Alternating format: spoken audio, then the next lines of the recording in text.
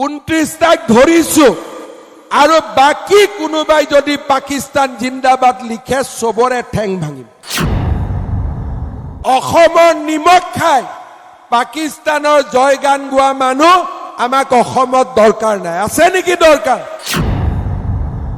যিমানে পাকিস্তানক জিন্দাবাদ কয় একো মুখ চাব নালাগে, ডাইৰেক্ট ধৰিব লাগে আৰু ঠেং ভাঙিব লাগে।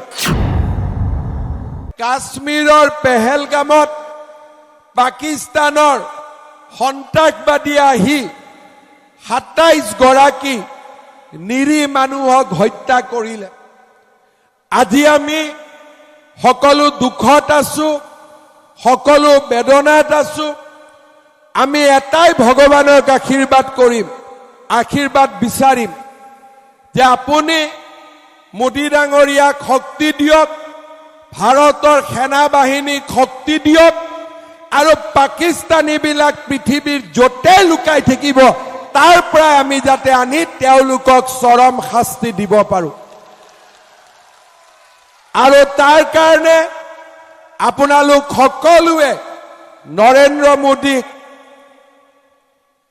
ভগৱানে যাতে আশীৰ্বাদ কৰে তাৰ বাবে প্ৰাৰ্থনা কৰিব আৰু সেনা বাহিনীৰ জোৱানসকলৰ বাবেও আশীৰ্বাদ কৰিব। যেতিয়া পাকিস্তানৰ সন্ত্ৰাসবাদী কাশ্মীৰত আহিছে, 27 জন নিৰীহ মানুহক মাৰিছে, আমাৰ ইয়াৰ কেইটামানে আকৌ ফেচবুকত লিখি আছে পাকিস্তান জিন্দাবাদ। 29 তাক ধৰিছো আৰু বাকি কোনোবাই যদি পাকিস্তান জিন্দাবাদ লিখে সবৰে ঠেং ভাঙিম। একদম আমাৰ অসমৰ নিমখ খাই পাকিস্তানৰ জয়গান গোৱা মানুহ আমাক অসমত দৰকাৰ নাই। আছে নেকি দৰকাৰ? আছে নেকি দৰকাৰ? আমাক সিহঁতৰ ঠেং ভাঙিব লাগে নে নাই?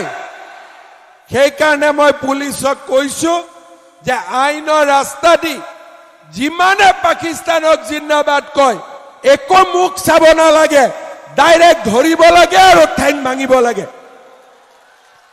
আৰু আজি সেই ধৰণে আমাৰ ভাৰতখনক আমি শক্তিশালী কৰিব লাগিব আৰু আমাৰ অসমক আমি শক্তিশালী কৰিব লাগিব।